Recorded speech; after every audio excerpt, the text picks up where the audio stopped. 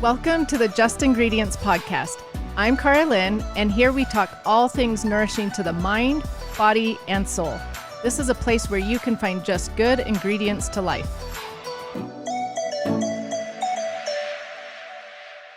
If you feel like your natural deodorant has rubbed your underarms raw, not stopped the stink, or you haven't made the switch from aluminum, try Just Ingredients Organic Magnesium Deodorant, containing high levels of magnesium to neutralize odor-causing bacteria.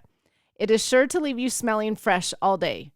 Formulated without baking soda, which can feel like sandpaper to the skin, Just Ingredients deodorant uses organic beeswax to soothe the skin, ensuring smooth application. Just Ingredients is committed to its ingredients and only uses the highest quality natural ingredients that come from the earth. Just Ingredients magnesium deodorants never contain aluminum, baking soda, artificial fragrance, filler ingredients, propylene glycol, phthalates, or parabens. So if you want a non-irritating, organic, natural deodorant that actually works, you want to try Just Ingredients magnesium deodorant today. Available in 6 scents and unscented. You are sure to find one you love. For 20% off your deodorant, use code JIPodcast4 at justingredients.us. Once again, that's code JIPodcast4, like the number 4, at justingredients.us for 20% off your deodorant purchase. Dr. Cazzell is a podiatrist and fellowship-trained diabetic foot salvage surgeon. He is a global key opinion leader on the diabetic lower limb, advanced wound healing and tissue repair. He is the founder of LPP Clinical Research and a National and Principal Investigator on over 60-plus clinical research trials and post-market surveillance studies dedicated to diabetic foot ulcers, leg ulcers, and soft tissue infections of the foot. Dr. Cazzell is a published author, international speaker, served on medical advisory boards, heavily involved in the development of study and protocol design, and an advocate for diabetic foot education. He recently completed a multi-year Diabetic Foot Research sabbatical studying current best practice wound and amputation prevention strategies on the at-risk diabetic and advanced age foot. Today we have Dr. Cazzell with us, and I am so excited to talk to him about diabetes and his specialty in podiatry. So welcome to the show, Dr. Cazzell. Thank you so much for having me, Carolyn. I'm really excited to be here. Well, thank you. First of all, tell my listeners a little bit about yourself, your background, and maybe how you got started studying podiatry. Sure. It seems like that should be a really simple answer, but let me see what I can do. It's a bit convoluted. I was born and raised in Southern California, went to University of California, San Diego. Somehow I ended up in podiatry school. I can't tell you why or how. I wasn't necessarily drawn to it. But while I was in podiatry school and undergoing my surgical residency, I was really drawn to the number of individuals that we were seeing with diabetes and diabetic foot complications. And we noticed like year over year, it was just getting more and progressive, and the disease state was really starting to take its toll. And it wasn't just the geography with which we were in, we were starting to see that amongst the entire discipline in podiatry. And so across the country, we were seeing that. And as I moved through residency and into my diabetic foot fellowship, obviously that's what I focused on entirely at that point in time. And then, fast forward decades, I underwent a multi-year diabetic foot research fellowship that was aimed at looking at different ways to prevent individuals with diabetes that were afflicted with diabetic foot disease undergoing that first wound. So we understand that if you can prevent that first wound, that's where we're going to have the most progress and a long, healthy life in regards to managing diabetes. So that's just kind of a brief snapshot. I don't want to take up too much of your time talking about things in my past. Well, no, it's good to know your background, and it's always interesting to see how people got started in their professions and why, things like that. But I know you work with a lot of people with diabetes, so that's where I want to start this whole conversation. Can you explain to my listeners just what diabetes actually is? It's a word we hear a lot, but maybe some of us don't know exactly what it is. Yeah, it's a great question. And I think that oftentimes we kind of just gloss right over it without having a true understanding of what it really means. And obviously, professionally, I'm not an endocrinologist, and so I can't speak to endocrine disorders like they would. But what I can say is that diabetes is essentially just a chronic condition in which we have difficulty managing our digested intake or our food sources into forms of storable energy. What does that really mean, right? So everybody listening out there is like, oh my gosh, here we go again. But really what we're saying is that at the end of the day, after meals and moving forward, we have elevated blood sugars over time. And those elevated blood sugars are what wreak havoc on our body and our organ systems. Okay, so why do we have the elevated blood sugar, though, those with diabetes? So individuals with diabetes, really, that's a very complex question. And let's just break it down into two specific types. So type 1 diabetes is typically an autoimmune disorder, or we've had exposure to a virus where our body is essentially saying we are insulin deficient. We don't have the ability for insulin to act as a transporter or help move the blood sugar along to the cells where it needs to go. So we don't have the insulin that we need, therefore our blood sugars rise. Type 2 diabetes is remarkably different yet similar. And so in type 2 diabetes, which is about 90% of the population of individuals with diabetes, which by the way is about 34 million people in the United States today, Oh, so it's an wow. astronomical figure, we're looking at individuals that normally would have a fully functional pancreas, which is what actually produces and distributes the insulin into the bloodstream after we've had a meal.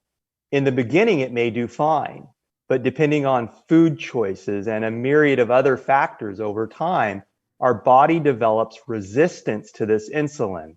They call it hyperinsulinemia because we continue to put out more and more and more insulin to try and fight the effects of the increased blood sugar and more blood sugar and more blood sugar over time. And then eventually we go from having too much insulin or hyperinsulinemia to being insulin deficient, like those individuals afflicted with type 1. So it's this full circle effect.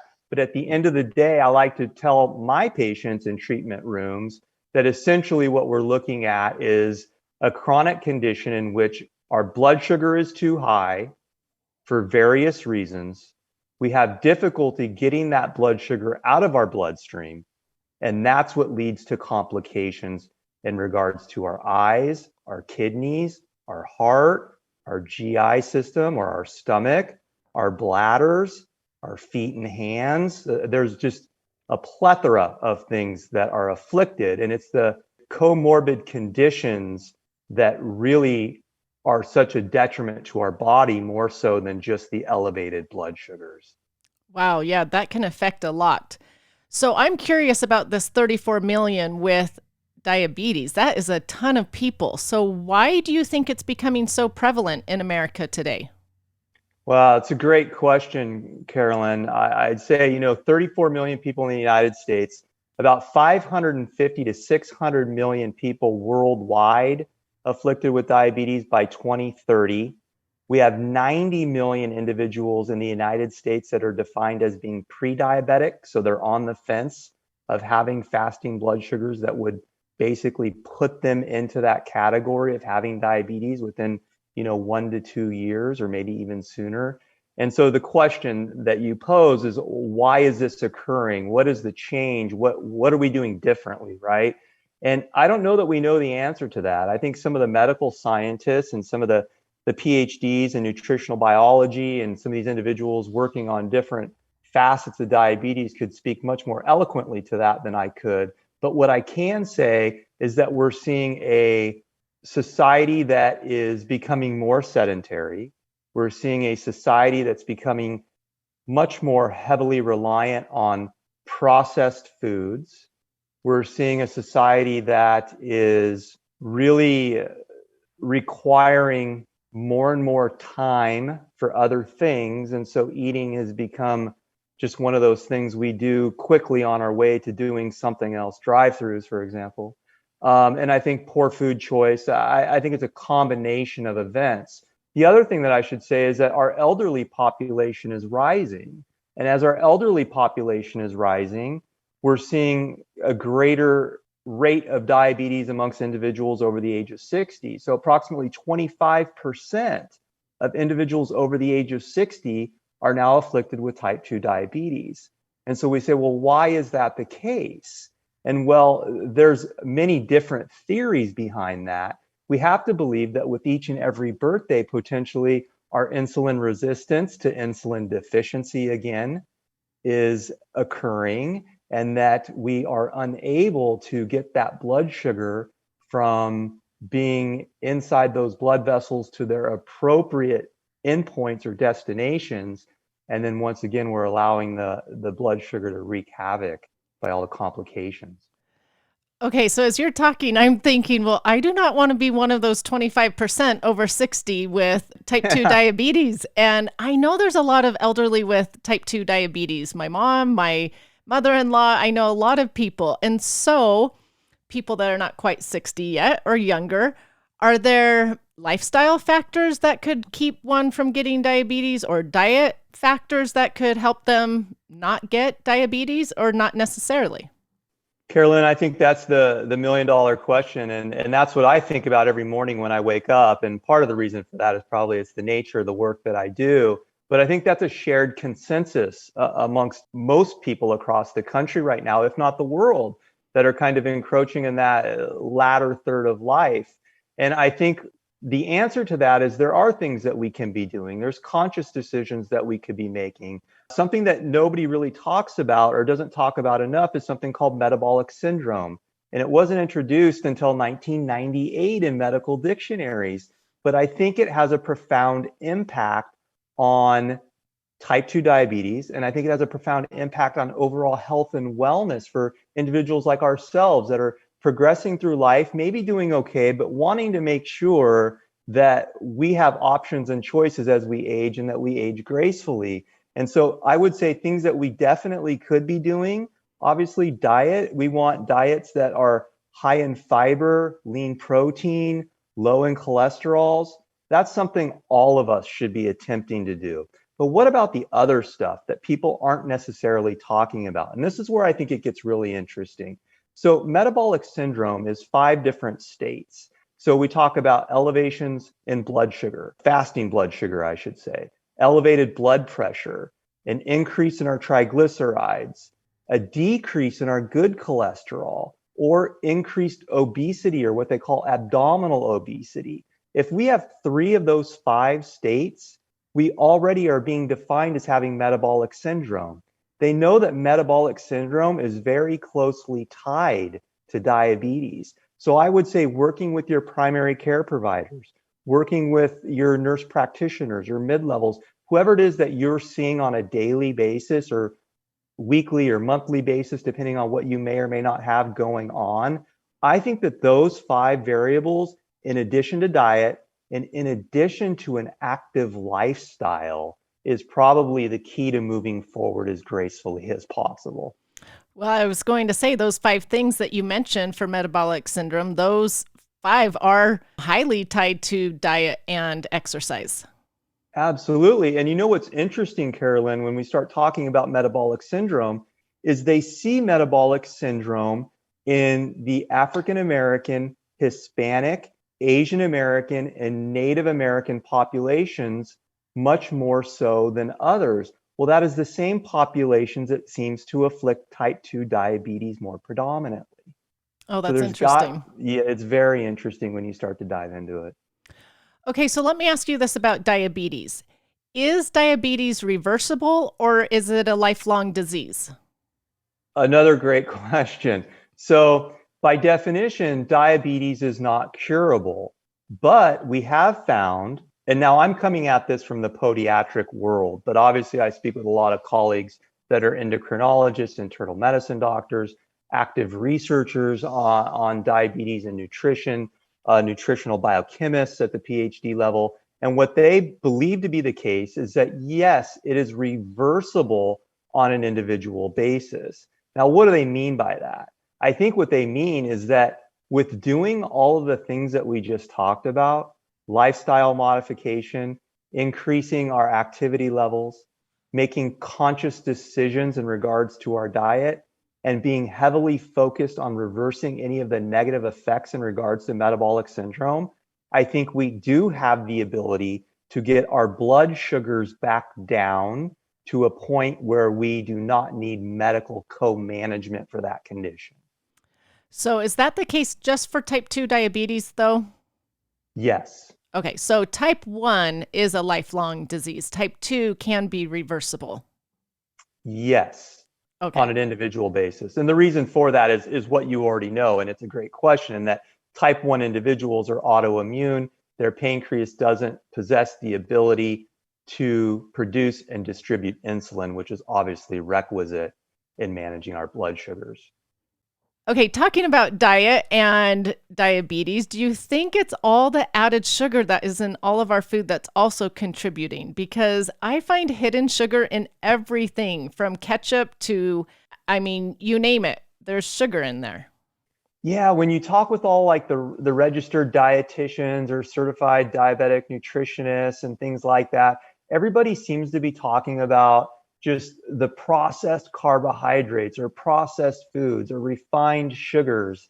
I think it's a combination of all of those. And I really do think that we're putting so much emphasis on time at this point that everybody's looking for that quick thing to kind of move them forward to whatever is next on their plate, whether it's a mom trying to manage a household of 3, or dad trying to get home, or mom trying to get home from work, or whatever it may be. But I think GMO is a very big part of this, to be honest. And I think all of that in combination with that metabolic syndrome plays a very active role. I would consider that all to be under one umbrella. Well, we could do a whole show on GMOs, but we won't even open that can of worms. But yeah, I'll leave that up to you. Exactly. But time is a huge thing. And I had an interesting thought when I first met my brother's, now it's his wife, but she's from Brazil, and she was here in America visiting. And she was like, it's so surprising to me because in Brazil, when we're in a hurry or the little kids need a snack, the moms hand them an apple or some strawberries or a pear or a banana. She's like, here in America, when anyone is in a hurry and their kids want a food, everybody just hands them a processed snack, like a processed granola bar or processed something. And she's like, the sugar and all those things just is so surprising to me. And so it is time, but if we educate ourselves, we can actually provide a better snack that is full of fiber and vitamins and nutrients rather than just sugar.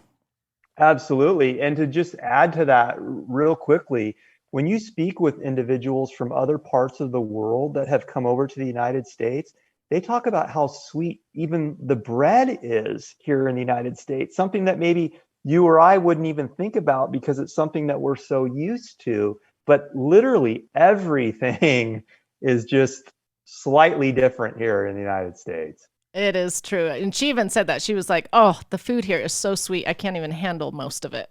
So yeah, it's amazing. It is.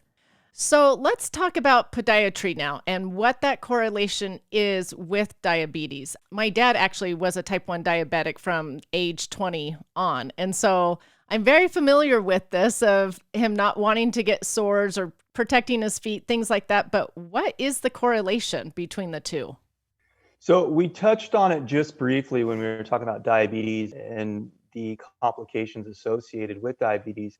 And specific to the lower extremity, what happens is we know that about 70% of individuals with diabetes end up with the development of what's called diabetic peripheral neuropathy with a loss of protective sensation.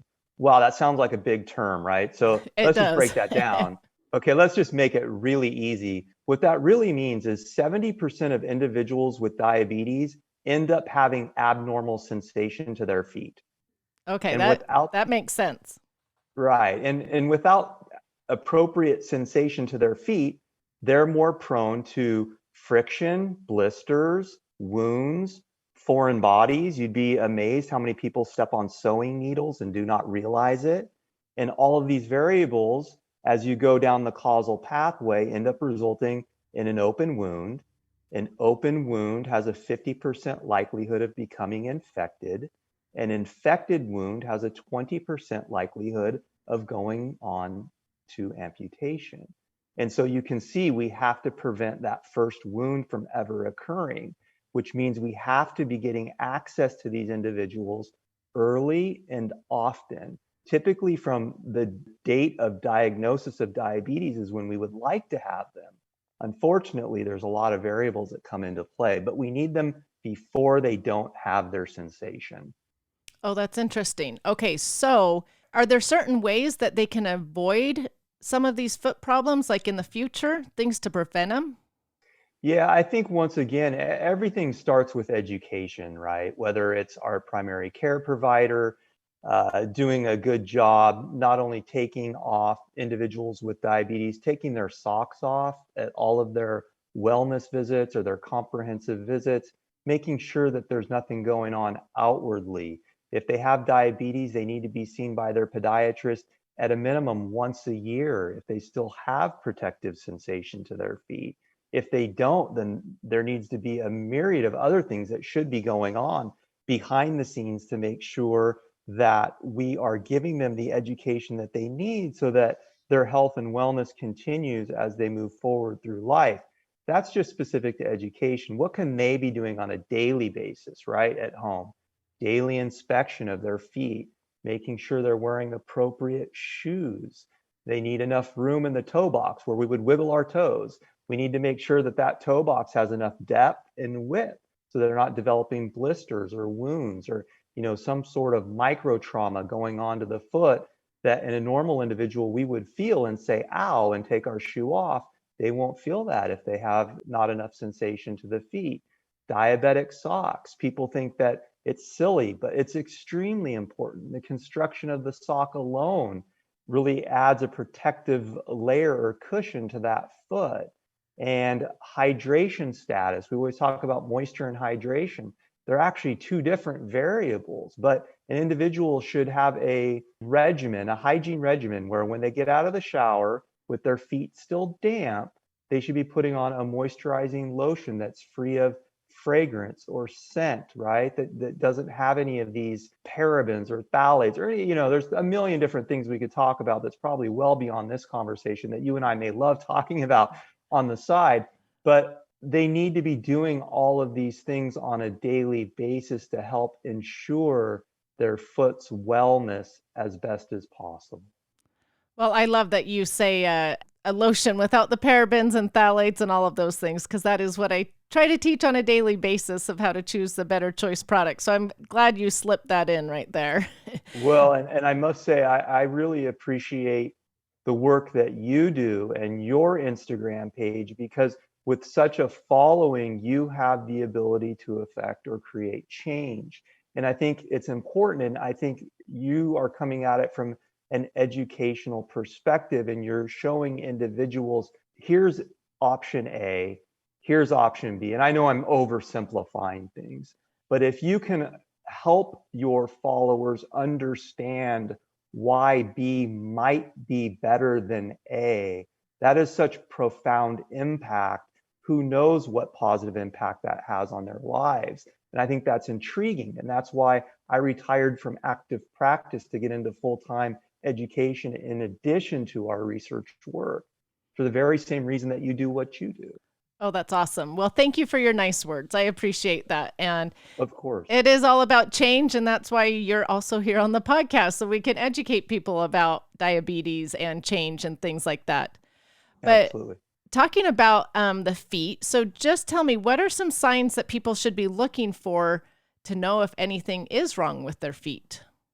So I would say daily inspection is probably the gatekeeper. I think, before when you get out of bed in the morning, before you go to bed at night, or anytime you take your shoes off, I think you need to be looking at your feet. And that sounds redundant, but it's not.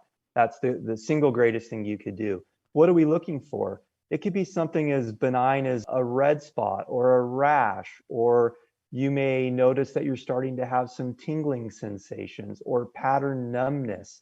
Anything that might be concerning to you is absolutely concerning to us. So anything that would be considered out of the norm for your normal day is something that a podiatrist that's astute in the diabetic foot is going to want to see and help manage. Okay, so it's simple, nothing It's too complex by any means. No, I think the best thing we could ever do is make things extremely simple for the patient and allow us to create and tailor a plan for them from a preventive perspective so that they never have to undergo any of the stuff that we never like talking about. Well, okay, talking about things that we don't like talking about, something I found interesting was that you've done over 5,000 lower amputations, which is crazy to me. Yeah, it's absolutely not a number I'm proud of, that's for sure. But obviously, they were necessary. And what happens is if we get back to that causal pathway of the development of diabetes, 70% of individuals with diabetes develop the neuropathy, abnormal sensation in their feet, right? That 70% of individuals are extremely high risk for the development of a wound. Approximately a 34% lifetime risk of developing a wound, or 4% annualized risk of developing a wound. And so you start looking at the lifetime of an individual with diabetes, they are at very high risk for the development of a wound. And once again, I know that sounds redundant, but I think it's a point that we really need to look at. So we have the neuropathy. We don't have great sensation. We develop a callus in an area of high pressure or a crack or a fissure in our heel. We don't know it's there because we can't feel it. We're not looking at our feet because we don't know that we should be. Most of us don't look at the bottom of our foot. And over time, that breaks down, it turns into a wound. Once we have the wound, like we talked about before, 50% of those wounds become infected before they can become closed. Wow. 20% of those infected wounds end up in the hospital and undergo amputation. So for every 100 individuals, roughly 10 individuals are going to undergo an amputation. So if you look at just where I practice, for example, the greater Fresno Metroplex has about 1 million people. That'd be 100,000 people afflicted with diabetes that we know of. That'd be 70,000 individuals that have abnormal sensation to their feet. Out of those 70,000 individuals that have abnormal sensation to their feet, a significant number are going to develop wounds. And once we develop the wound, we all know that causal pathway because Shawn's talking about it too much on this podcast. Well, no, I'm glad to know all of this. But tell me, is that wound just not treatable, healable, or it spread so much that amputation's the only resolution at this point, or what has caused this? Yeah, great question, Carolyn. And we often ask ourselves this when we're in the operating room. Sometimes we feel like, are we doing a good enough job educating our patient on as to what's going on? Is the patient compliant? All right, are they doing what they should be doing as well? I would say that there's several factors that contribute to the causal pathway in which an individual undergoes an amputation. With elevated blood sugars over time, there's destruction to the blood vessels, which ultimately alter our blood flow. Blood flow is necessary in order for a wound to heal. We have to get the oxygen and nutrients down to the foot or lower extremity where the wound is present in the first place.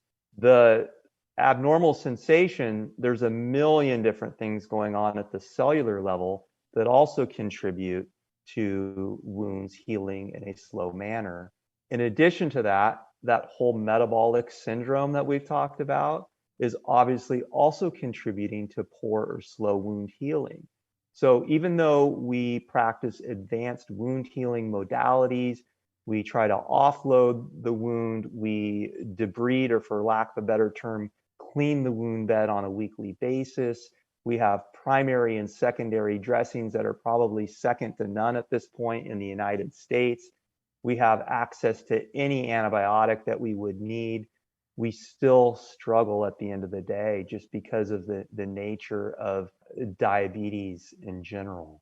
Wow, that is crazy. I have experienced this though, because with my dad, he had some wounds that needed to be taken care of. And then I did have a grandpa with the lower leg amputated as he got older. And so I understand how tricky these wounds are and how dangerous they really can be if we're not careful. So I appreciate you talking about all of that. Absolutely. So you were talking about in this surgical room, like talking if you had educated the patients enough. So my question for you is, where are we now and where should we be in healthcare as it pertains to diabetic foot wellness? So, fantastic question. And this is the space with which I kind of live now, not just from a research perspective, but in an education or wound prevention type of model. I think the healthcare system in real time is extremely reactive. Like we were talking about before, most podiatrists are never seeing individuals with diabetes before they don't have sensation to their feet. And so by the time we actually get to them, statistically speaking, at least, we're already struggling. And so part of that is because of the payer system or insurances and everything else that come along with it. There's a limited number of visits that allow you to do a limited number of things.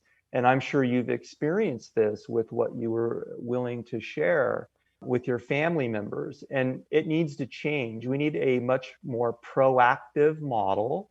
We need a model of care that brings individuals in on a monthly basis for routine care, for blood flow checks, for sensation checks, for nail care, for callus care, for skin care. One thing we've never done in the past and aren't currently doing outside of my facility that I know of is actually educating the individuals on the difference between moisturizing and hydration levels and the differences of what pH levels to the skin mean. And there's so many different things that are just unbelievable to those of us that are spending time and energy trying to address all of this.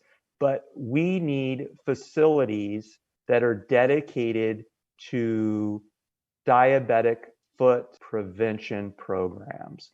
And if you think about it, Carolyn, I don't know that it's much different, and I'm not trivializing by any means. If you look at the success that we had with breast and prostate cancer, those are no longer even on the scary list of cancers anymore. In fact, behind lung and pancreatic cancer, a neuroischemic wound on the lower limb is the third leading cause of death in the United States. Oh, that's interesting. But we're still waiting for the wound to occur. And then we put our reactive model in place, whether it's the provider, the insurance companies. We just don't know what to do because we're relying on outdated evidence. Oh, interesting. So you're saying that we've done a good job educating women, for instance, on breast cancer and preventative things. And so that's why it's not as scary, or that we've put a lot of money into research of helping those with breast cancer? I would say that it's probably both. I would think that we've heightened the awareness. And when I say we, I definitely don't mean me in that arena, but as a medical community, I think our medical scientists and our pharmaceutical firms have made significant advancements. I think technology in general has allowed us to move forward in a dramatic fashion. But ultimately, I think screening early and often and catching things in its infancy is crucial to positive outcomes. And so you're saying we need the same with diabetics and their foot issues, that they need the education, the preventative education, and the money into researching how to do better at healing. Absolutely. I think we need all of the above. Well, and I love that you talk about the preventative part and educating people, because that is so important. But I also understand, talking to primary care doctors, that they just don't have the time to do that when they're visiting with their patient in their room. So where does this education come from? I think the education has to come from dedicated facilities that have a willingness to begin this process. And this is what we're working on right now is dedicated space, dedicated time, dedicated providers to doing nothing other than diabetes awareness, diabetes education, complication education and management, prevention of first wound by this overarching theme that these individuals that have diabetes need to be seen on a monthly basis. And specific to the lower extremity, I think that it is going to be in the next 5 years a requirement by insurance companies. I think it will be mandated as soon as we can prove it through evidence collection that by doing this, these individuals' rates of wounding decreases by upwards of 75%. And we will get there. Wow, that's interesting. Okay, so if I have listeners that are listening right now with diabetes or they're getting older in age, what are some questions that they should be asking their primary care doctor in regards to this? So I'm a big patient advocate, and I think that as patients we have to act as consumers as well, right? And so I always tell my patients that when you go to the produce section at the grocery store, not to trivialize, you don't necessarily pick up 3 pieces of fruit and put those in your cart. You kind of look around a little bit, you see what's there, you see what looks best, and then you make your decision on what you're going to purchase. I think your primary care doctors need to be interviewed. You need to make sure that they have the necessary skill set to manage you if you have diabetes. So I would ask them, okay, I have diabetes. What are your plans for me in regards to the best or most qualified diabetic podiatrist in town? Who's the kidney doctor that you have in town that you plan on referring me to should I have any difficulties? Who is the gastroenterologist that you're going to want me to see? Who is the cardiologist that best manages individuals that are afflicted with diabetes? I think asking those basic questions will give you an understanding right then and there how much attention that primary care provider or internal medicine doctor, how much emphasis they're placing on diabetes. Because like you said, they're managing everything under the sun, and it's a difficult job, fraught with difficulty, 60, 70, 80 hours a week, endless patients, time constraints. I mean, you name it, and they're set up for failure, and they do an amazing job overall. But ultimately, I think that patients with diabetes need to be gravitating towards providers that they have a common or shared interest with. I know plenty of primary care providers whose main interest in regards to medicine is the management of diabetes, and they're not necessarily endocrinologists. And I should also mention that you should never be afraid to ask for a referral to an endocrinologist if you feel that you and your primary care provider, despite deliberate efforts, are not getting the goal or the outcome that you're trying to achieve. And I actually agree with all of this for all health issues because I have a lot of people who think like, oh, this is my primary care doctor and I've got to stay with them no matter what. And sometimes I'm like, those primary care doctors are great for some people and maybe they're not the best fit for you. Maybe their specialty or their emphasis isn't what you need. And I found that out when I was dealing with depression years ago. It took me 2 years until I found a doctor that fit with what I was looking for. And so I'm glad hearing it from a doctor that you're saying, yeah, interview them, ask them a few questions, and it may be a great fit or it may not be a great fit. Carolyn, I can't overemphasize enough what you just mentioned. And, we've been talking a lot about mental health as it pertains to diabetes. And a lot of research is coming out. And it's amazing how many people are struggling with depression and anxiety, not to mention just the state of the world right now, but specific to diabetes alone.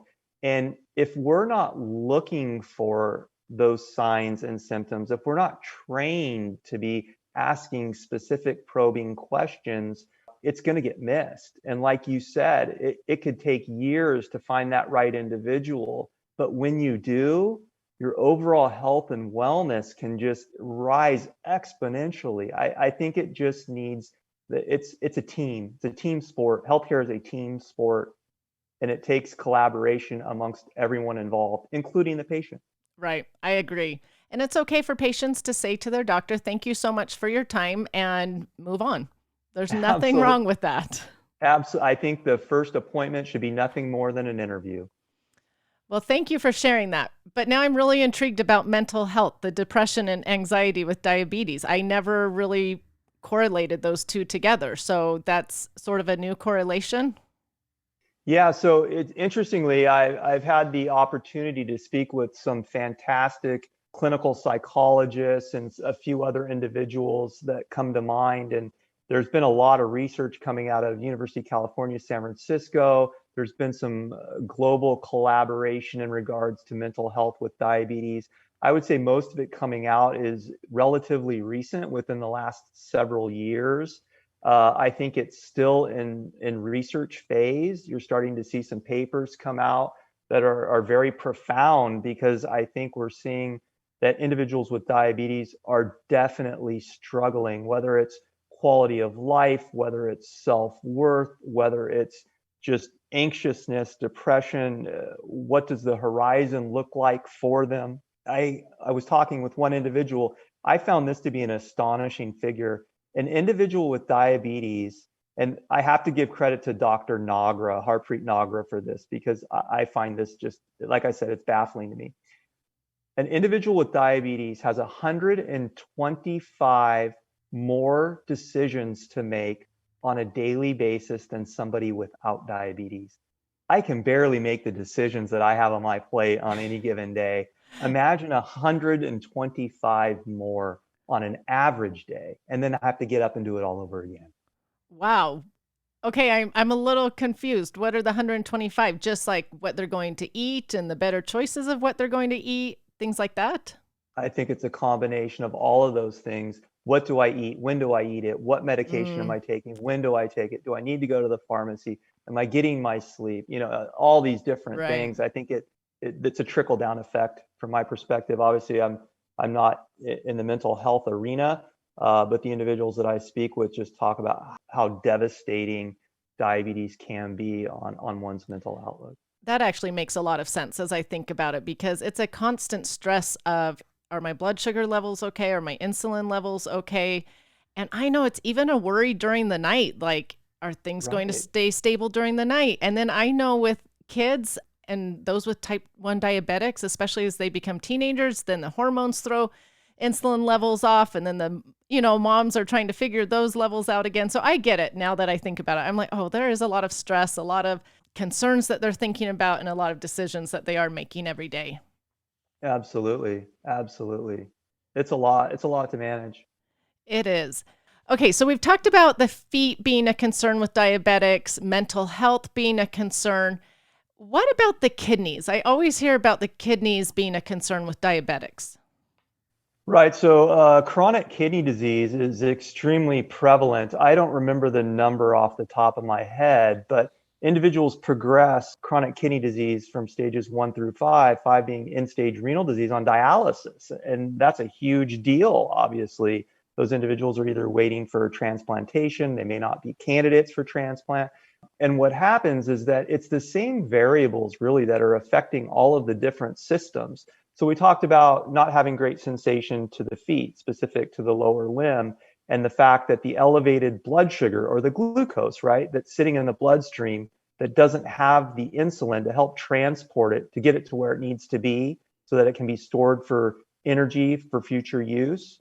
The glucose in the bloodstream it's naughty. It doesn't like to do things appropriately. So it gets into the blood vessels. It causes inflammatory processes. It causes smooth muscle migration. It causes plaques. And so what happens is there's several variables between the blood vessels and the nerves. Once again, we're starting to see this thing where both of those are kind of attacking everything. Affects the kidneys in the same way. So whether it's the ability to process your urine, right? So now we start getting protein in our urine, and that's one of the early signs of proteinuria and glycosuria if you have sugar in your urine. And these different variables over time contribute to chronic kidney disease, which is obviously progressive if not managed appropriately by their nephrologist or kidney doctor.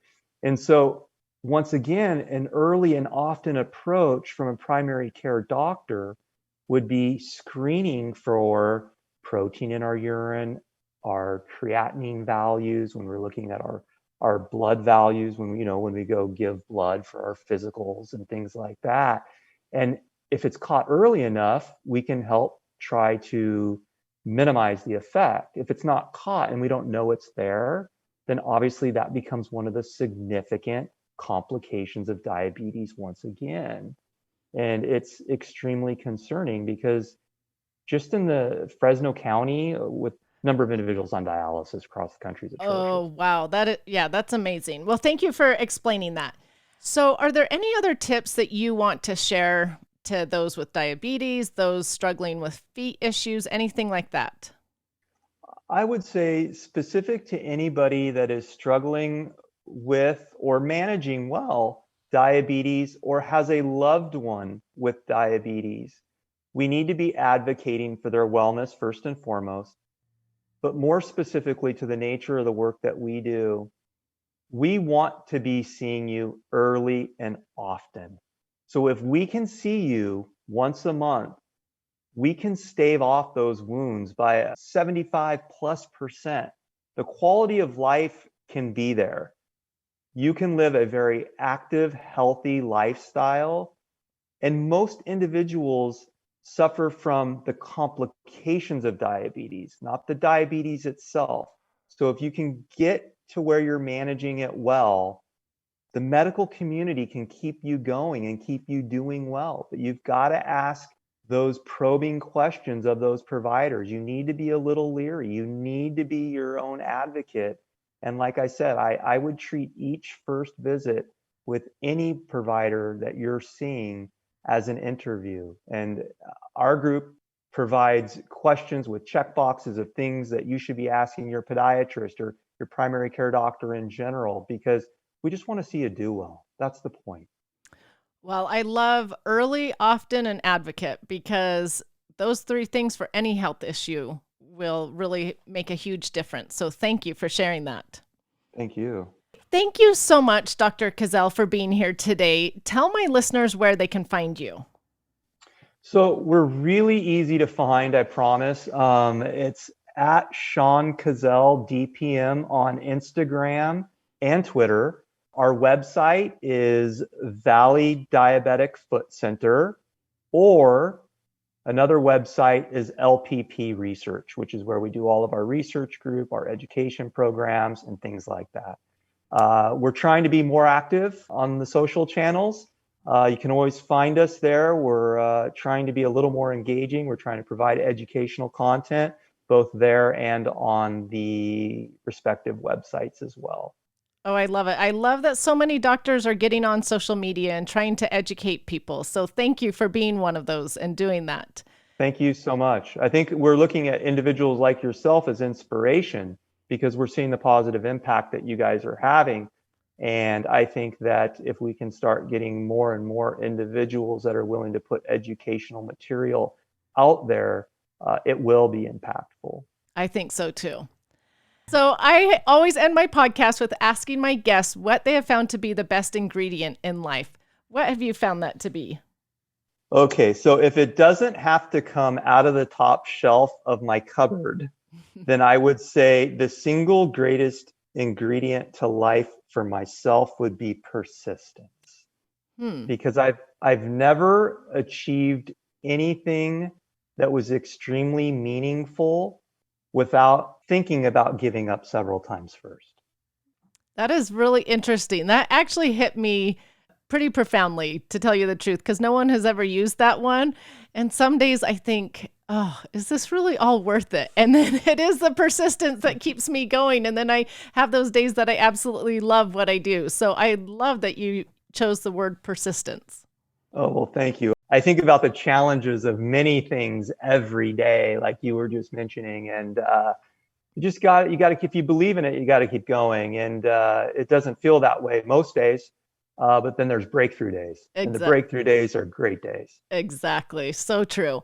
Well, thank you, Dr. Cazzell, for being here today. I really appreciate you taking the time, and listeners, go follow him on social media. Carolyn, thank you so much for having me. This was a pleasure. Thank you.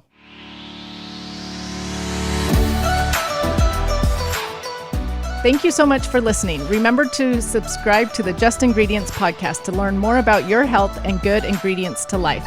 Plus, get daily tips at just.ingredients on Instagram.